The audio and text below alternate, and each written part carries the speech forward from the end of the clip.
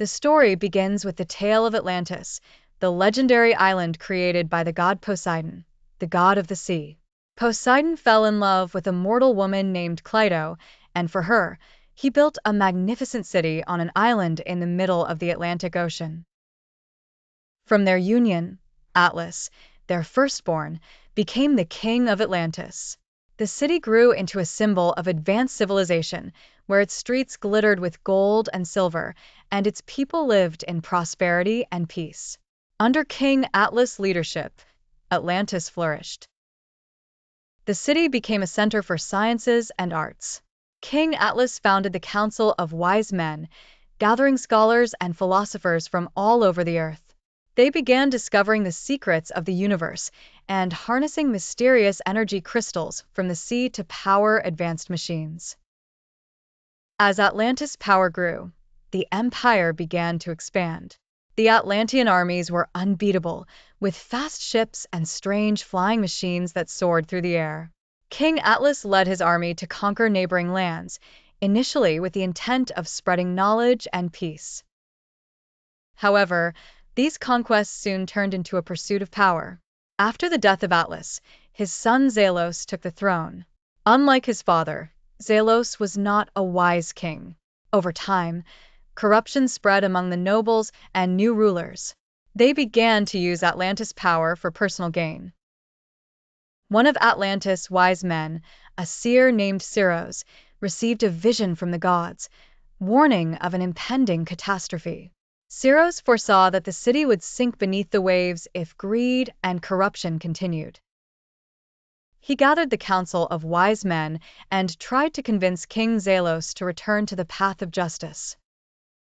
Zelos decided to launch a major assault on a neighboring city considered sacred by the gods. This decision angered Poseidon, who felt betrayed by Atlantis, the city he had once gifted with power and prosperity. The gods decided to punish Atlantis, but gave its people a chance to repent. During this period of tyranny, Atlantis scientists continued to develop incredible technologies. They built machines that could travel through the air and sea, and even learned how to control the weather using the magical crystals. But even these technologies weren't enough to save them from the impending doom. One scientist, Arion, tried to use the crystals to create a shield to protect Atlantis from the disaster, but he failed to convince the king to invest time and resources into the project.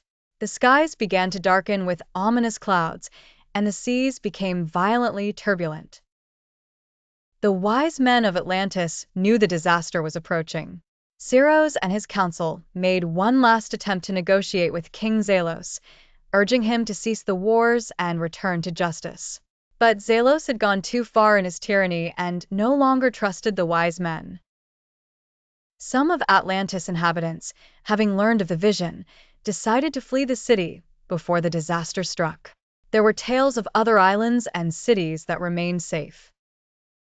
The scientist Arion led a small group of scholars and artists on a journey to escape using their advanced ships, hoping for survival. But the majority of the city's population stayed behind, unaware of the looming catastrophe. On a dark night, the ground beneath Atlantis trembled violently. A massive explosion erupted from the depths of the earth, tearing open the land's crust as water surged through the cracks. Giant tsunamis began crashing against the city from all sides. Terrified screams echoed through the air as the grand buildings collapsed under the waves. Within a few hours, the waters began to swallow the city. Palaces, temples, and bustling streets all turned into ruins beneath the sea.